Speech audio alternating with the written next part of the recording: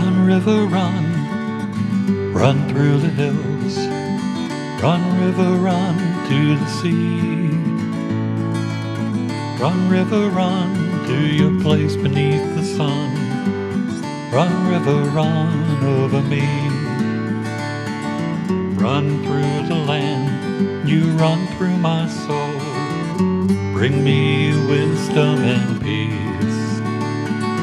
Run through all ages and all. Hi, welcome to Be My Guest. Today we have two very special guests from Northampton and Florence, Massachusetts. We have the author of You'll Like It Here. This is the true story of Donald Vitkus, who was a former patient at the Belchertown State School. We're going to talk we have both Donald here and the author, Ed Orzechewski. I got it right. Welcome to both of you. Thank you. You know something, this is a book, let me hold this up for our viewers. They were kind enough to bring this. Paul, this is a great, this shows you the cover of the book. What do you think of the cover, Donald? Did you pick it out or did Ed? No, he picked it out. He put it together. Yeah.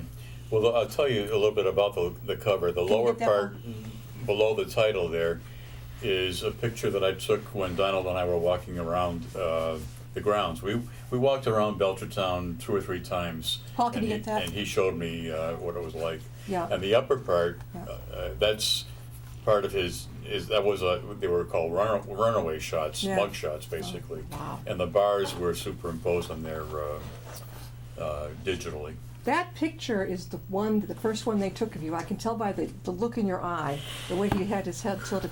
How did you two meet? How did you meet each other? How did we meet? Yeah. We met at a book signing, actually, at Holyoke Community College, because my wife and I were involved in an advocacy group it was called Advocacy Network. It began as Belchertown State School.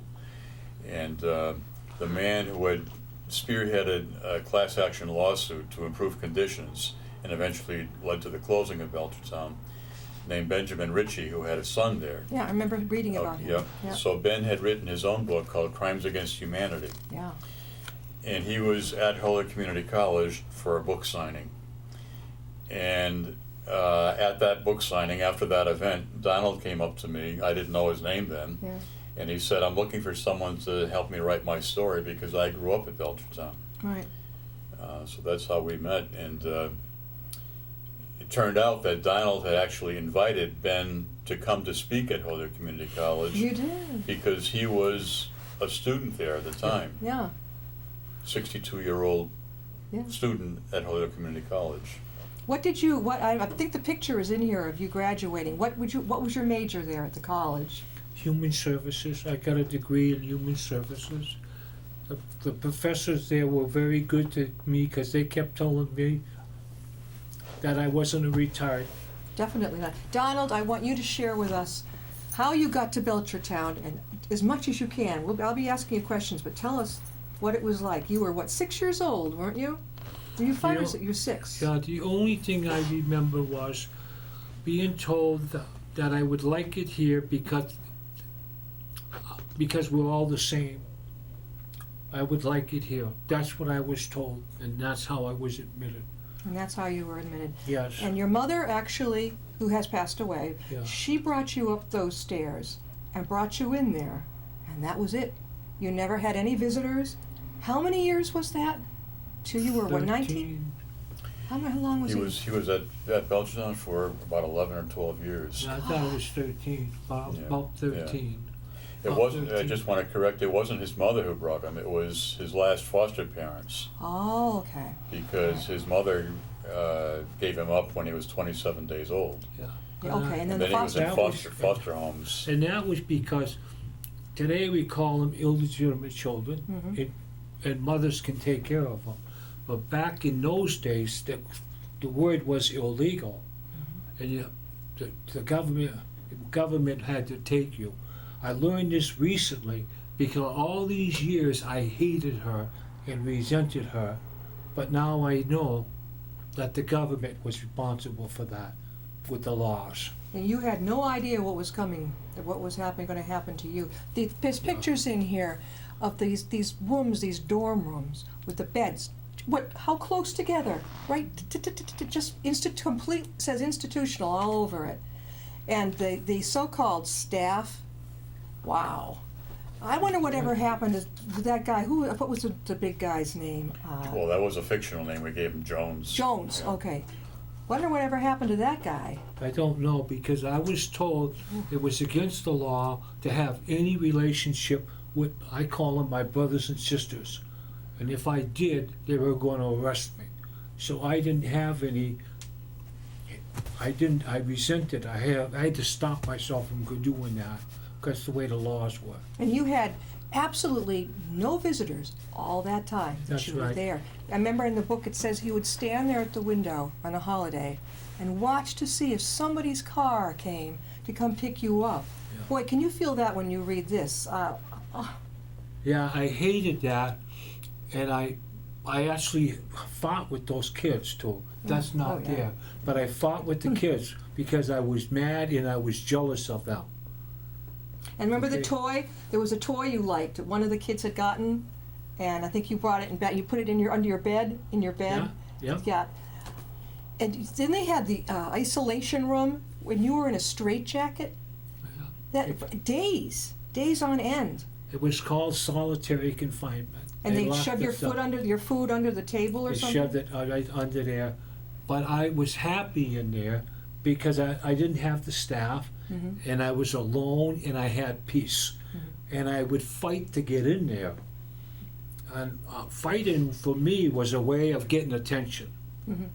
That's when the staff would pay attention to me, even though it was bad. Yeah. And you'd rather be in solitary than out there when all the chaos. Well, I wanted to fight with authority to get attention.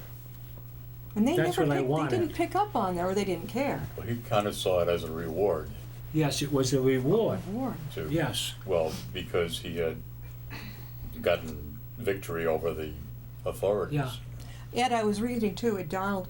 One of you finally got to the point where you said, "I don't need any more pills. I don't want any more." The pills, and you bit down so hard on the staff member, you took out part of the finger. Yep.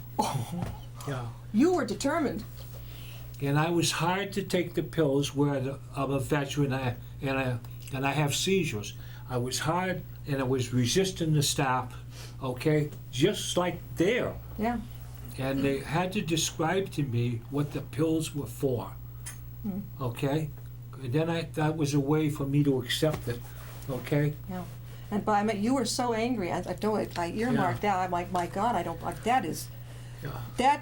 That's true and real anger. I mean, I could see where you were really resentful of them. There's a picture here of your mother's gravestone. Yeah. How did you find that again? He found it through an obituary on a telephone conversation with, I think, a librarian. That's how he located where his mother's grave was. And he had done, well, Donald and his son David. David was a retired, he is now a retired former detective on the Northampton police force. And when he was still working, and when Donald was still working at the factory where they made envelopes, they would travel around New England going to town halls and courthouses to see if they could find records, because this was before the internet existed, and each town had their own system of records. And he ended up in Cambridge and found some records there of his siblings. But they had to hire a woman who was kind of a liaison between the court system and his relatives to inquire first if they wanted to meet. And so that's how eventually he located his mother's grave. I know it's written in here about you got that phone call, and I think you had just about given up thinking that you could. Am I ever going to meet my brothers and sisters if they're out there? And I marked it somewhere, but it was the phone call. What was the organization? Try to think of the name of that organization. I had it in here. I can't remember the name of it either. It's called something about yesterday. A family organization where you could. I'd like to tell you that one time I went to my son's house, and he had that police officer's uniform on. That's in here. You did not like that. And I hated him. Yeah. And I hated the police because they represented authority and they didn't do anything for me. Right. I had to learn to shut my mouth and respect them. You ran And that away wasn't twice. easy. And you ran away twice from Belchertown, and they got you both times. But the Yes. second time, the police officer was a little bit nicer to you. He said, "Don't keep taking the same route. Go somewhere else." Yeah. So at Okay. least he was a little nice to you. Yeah. How would you explain what was the thing that got you through all this? Because some people are not survivors. What made you a survivor? Martin Luther King in the civil rights movement, and when he saw, excuse the word, when I saw the blacks fighting for their rights, okay, because they were discriminated against them, I was angry because he didn't help me Right. and all of us, retards. I want to use that word, okay? I want to use that word because people are going to forget how we once treated them and go back to those days and take away their rights. Do you think, Donald, that if you'd gone to a regular, Ed, do you think so too? If you'd gone to a regular school, public school, had a regular upbringing, that there wouldn't have been any label at all? You would just been a regular guy, a kid, right? Or did you go in there? Was it proven that you had retardation? I don't think it was proven. No, there was when he was very young, after he got taken away by his mother, or given away by his mother, he was in foster homes until he was 6 years old, and it was 6 different foster homes. So he had no continuity. And when he was 3 years old, I get the impression from his records that he was slow in developing. There might have been some health problems, and he was tested at Rentham State School when he was 3 years old, and the results of that test said that he had an IQ of 41. And I always say I'm not sure how you can accurately measure a 3-year-old's IQ. You can't. But so he was labeled. There were clinical labels for levels of retardation at that time: imbecile, idiot, and moron. And he was classified as a moron. But his record also shows that each year he was tested again at Belchertown, and each year the IQ rose. Yeah. And he earned his high school diploma, not a GED, but a high school diploma while he was working many years later. And then an associate's degree, and you don't do that No. if you're mentally handicapped. Donald, I think you did pretty well in the science class. Was it a science class? There was one particular teacher you liked and had a lot. George Poole. George Poole. Yeah. And what class was that again? What was that one? Do you remember? No, I don't. Well, he taught, you said manual training? Yeah, it was manual training. Oh, yeah. he let you use the saw, the Yeah. skill saw? Yeah. I thought and that was printing, pretty good. And printing too. Yeah. He had a lot of faith in you. Yeah. And then there was not a gym teacher. There was sort of like a coach. The baseball player. Baseball coach. Yeah. Do you remember his name? He had a lot of faith in you. I have trouble with my memory because I have a tumor from Vietnam. Okay, so I rely on that. That's- Okay. Yeah. Excuse me. But you can tell her about the Brooklyn Dodgers and how much you like them. Yeah, I like the Brooklyn Dodgers because they were like me. They were losers. They were losing all the time. And then that one year, I think it was '55, they won. They beat the Yankees, and I was so angry because they became winners. Mm-hmm. And that's what you wanted. But all along, that's what you were, because you're a survivor.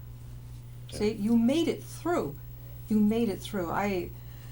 All this, but we're talking with Donald Vitkus, who was a former patient at the Belchertown State School in Belchertown, Massachusetts. A real horror show. Let me tell you, this book is something you really need to pick up and read. I could hardly put it down. It's called You'll Like It Here. Right. And the author we have with us is Ed Orzechewski. I've got it right. Yeah. And Ed is right here with us, too. How long did you two work together on this book? Well, about 8 years. Part of that is because I had never written a book before, so it took me a long time, and I wasn't working steadily on it at the beginning. because I had another part-time job. I was freelancing for the Springfield newspapers. Is it still the Springfield Republican? Yes, Okay. after retirement, yeah. Yeah. So then eventually I started working more diligently on the book, and I interviewed Donald, and I think we had maybe 40 hours of interview, and I transcribed it. That was a tedious process. But then I attended a lot of workshops and took courses, and had the benefit of being in 3 different writers groups, which is very helpful. Yeah. Got a lot of feedback for modifications. So that's why it took so long. This is. Now you're Can in. I What, say what, something? yo, yeah. When he came out with the book, I was angry because I didn't want people to know I was a retard.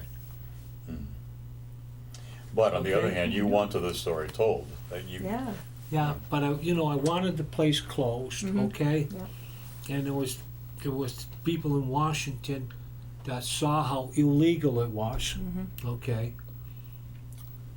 And that helped, okay? The shower routine was horrible. I mean, you had to basically go to the bathroom and shower on call. Yeah. What does a human being do when they have to go? And then you would go in a sitting room all day and just sit there. That's right. That is, how do you do that? How do you, if your stomach ache, you got to go to the bathroom. What do you do? You hold it. But no, but then they punish you if you. If I had an accident, yes, they would take the clothes off of me and make me walk naked. And then with a diaper, remember the diaper? They did the diaper for bad behavior. That's humiliating Okay? to anybody. But that was a raise for me. Oh, really? Yeah, it was a raise for me. well, he said whatever punishment there was, often it was public, so that it would be an example for the other kids. Yeah, that's right. Humiliation. What's going to happen to them? Yeah.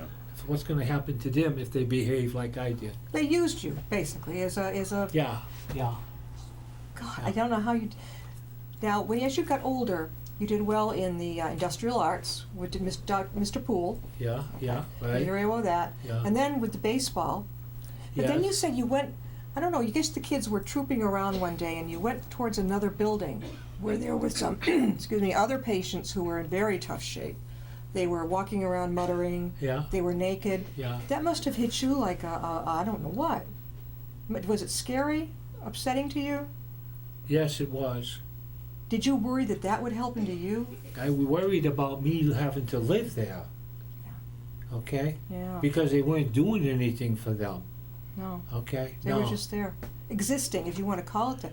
Well, And there were buildings, right? F building, D building. They were all Yeah. labeled by letter, and people were grouped pretty much according to age, Yeah. Right. and segregated by sex. Girls and boys had no contact, or were supposed to have no contact. And then they also had at Belchertown, because it was like a town within a town. It had a hospital, but it also had an infirmary, and the infirmary was for long-term, more severely handicapped people who had multiple handicaps, not just mental retardation or developmental disabilities, but who had physical handicaps.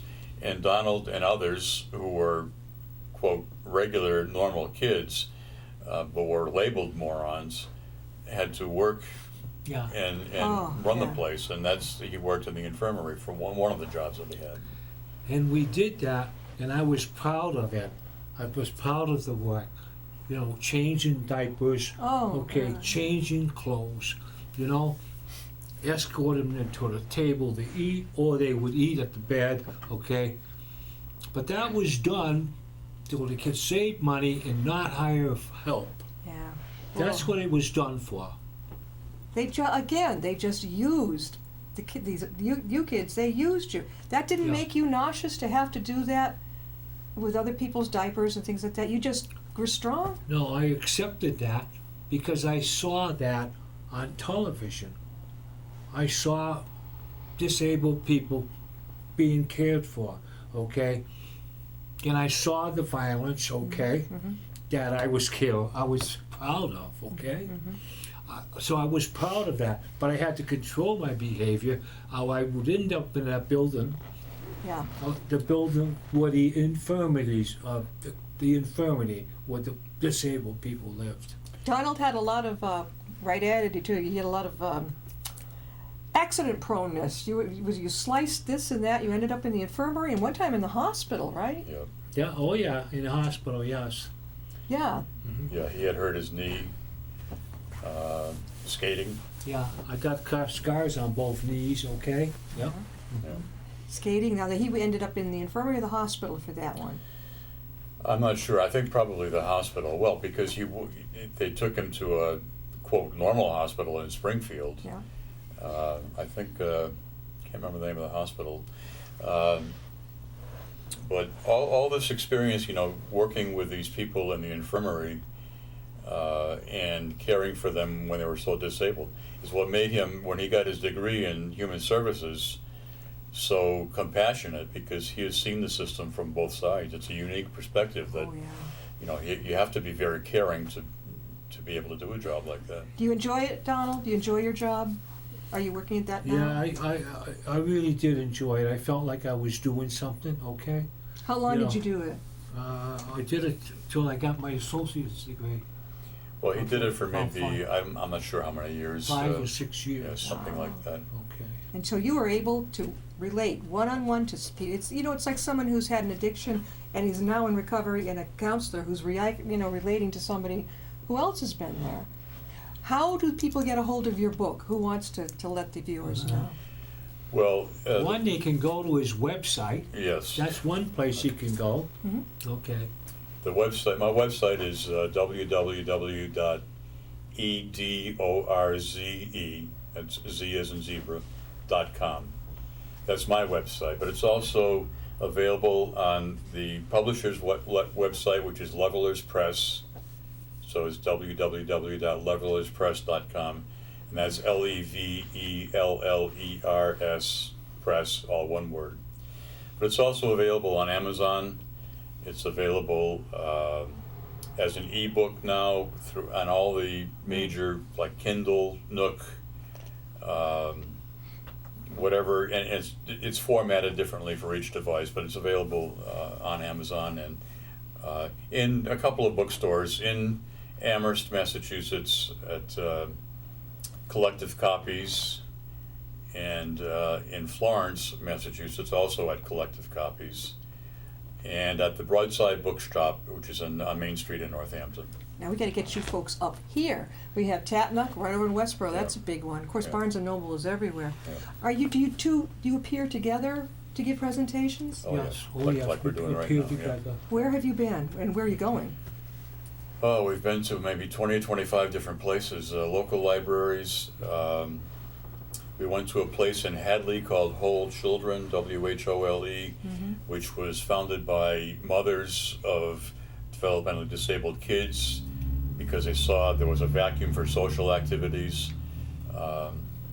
We'll be going to the Springfield Library and the Springfield Museum. Another bookstore called the Blue Umbrella in Westfield. Quite a different. I think, where did I see Some you? of the places we're going to go to are going to be posted on his website. Yeah, Oh, they're that's all on the website. Yeah. Where And where did I see Can I it? say something? Was it the newspaper I saw where did I find out about your appearance somewhere? Well, that was at the West Brookfield Library. I think you said you saw it on the Worcester Telegram. That's it. Is Okay, yeah. that's where it was. Go ahead, Donald. You wanted to say something? Yeah. If you I do want. that I sometimes. got my hair cut and that cleaned up because I was going to the Belchertown Library Oh, yeah. where I once lived. Yeah. That's what I did, and I was so nervous, but I did okay. Yeah. I did okay. Okay, good. Because a lot of those people, when we had the parades, they didn't look at us with respect. No. Yeah. They didn't do that. Okay. There's a lot of pictures in here. If you want to read, the book is terrific. You'll like it here. True story of Donald Vitkus's experience at the old Belchertown State School. And your hair is going to rise on the back of your neck because it was horrible. And I hope there aren't any more places like this. Are there? That we don't. Well, there are two places left. There's Rentham and Is Rentham? I see the building, but is it still? I think so, yeah. Oh. And I can't think of the name of the other one offhand. But those places are very different from what they were when Donald was at Belchertown. And Actually, there are parents of people who are at Brentham. They're called intermediate care facilities. And they're fighting to keep them open because the state wants to close them because they're privatizing and it's less expensive for the state. Yeah. But these places, parents are fighting to keep open because they're like those multiply handicapped kids we talked about earlier in the infirmary. And it's better to have them, their parents believe anyways, in that kind of a setting where they can get the care, whereas if they were in a house, in a community, it would be a lot more difficult. And I read in the Wall Street Journal, there is more abuse in the private sector than the state sector. And I'm angry because I want them to beat up the state. I want them to get them. Yeah. And they haven't done that. I heard a lot about bad news about, so I don't want to, not everyone, but the foster system. DCF is letting a lot of things slide, and look what's happening. Well, it's any place where there's a vulnerable population and where there's not oversight. So what happens with all these private contractors, there are many good ones, but there are some that are not so good, and there are housing code violations. And the problem is that once they're contracted, the department doesn't have the staff or the funding or maybe the will, I'm not sure, maybe all three, to make sure that things are okay in these places, and that's where the abuse can happen. Definitely. Have you been back to see the school since then, since you left? Did you go back? Yeah, Yeah, we've we been went back back. 2 or 3 times. We went back a few times because, well, what he was doing. Yeah. And I wanted Ed to know. To see okay? it, to see what it Yeah, was. we saw parts. We never got to go inside any of the buildings Yeah. because by that time it was all boarded up, and it's even more boarded up now, and that the roadway is blocked. There are big no trespassing signs. Right, And exactly. part of it is because of potential vandalism or urban explorers going in to try to take the pictures that we talked about before we started Right. the show. There's the graffiti and that type of thing. Yeah. And that's what bothers me, because they're tearing down the buildings, so that nobody knows what the state did at that time, and not remember. Well, us remember it was there. Well, one of the things when we were at Belchertown at the library, one woman who was from Belchertown or from the area, she thought that there was going to be, if not one building preserved, at least there would be a walkway with signs or markers on it commemorating what once was there. The Northampton State Hospital, which is not too far away from Belchertown, does have one building that's being preserved.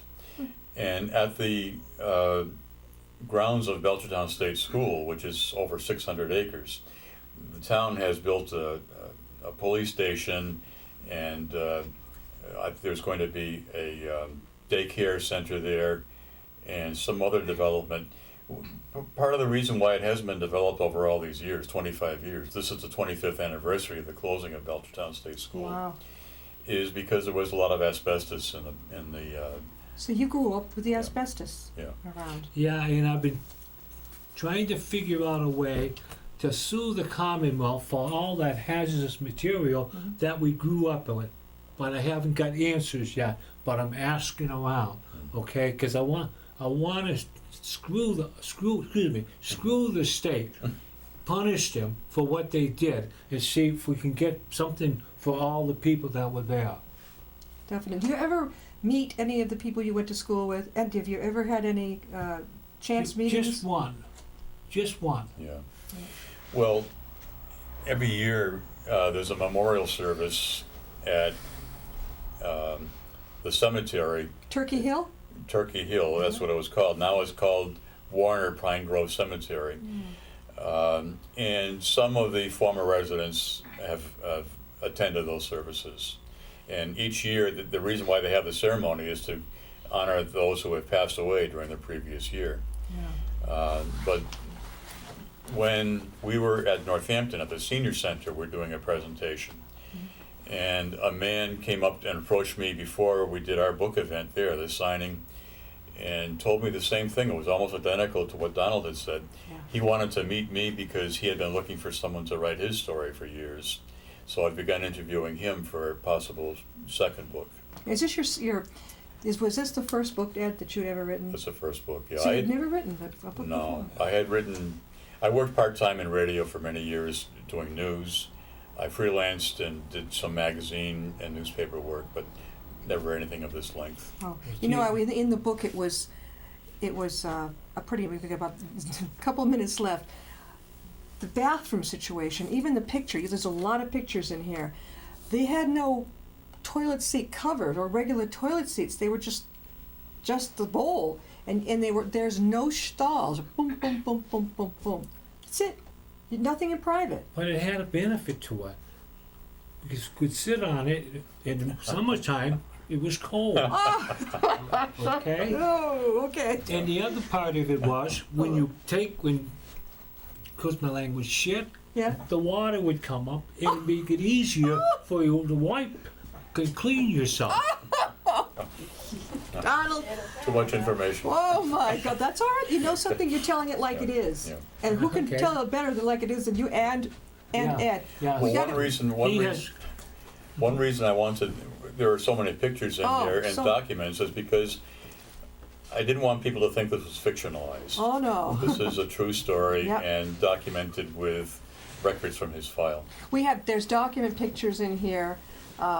There you are, Donald, standing right outside the window that you actually got out from. Yeah. Oh, the keys, to Yeah. the door, classrooms. The girls were totally segregated from the boys, but I understand But it from the was- book there were tunnels. But it was good for the bars on the windows Ah, because we could escape. yeah. But when they put the screen up where you Yeah. couldn't cut to get through, I couldn't get out.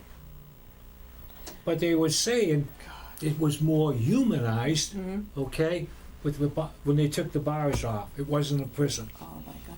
Well, I want to thank Donald and Ed for coming on. I have been looking forward to this again. You'll like it here, and that's just a play on words because Belchertown State School, you would not like it there. It's a prison and an abusive place for children.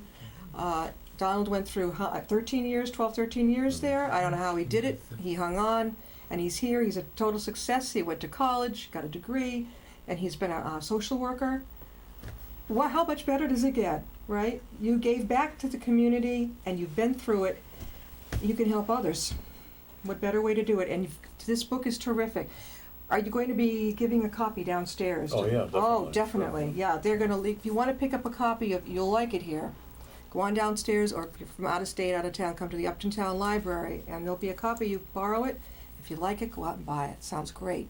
Thank you so much for both of you being on here. I hope that my son and my grandchildren will be reading this and knowing what you went through, and they'll probably never, knock on wood, ever have to go through again.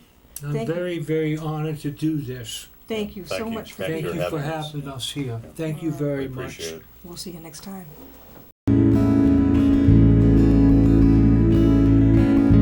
Riding on a shooting star,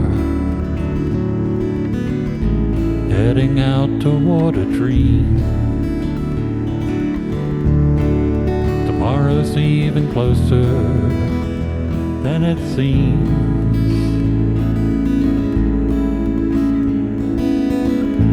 Moving through the cloudless sky, heading out toward the moon.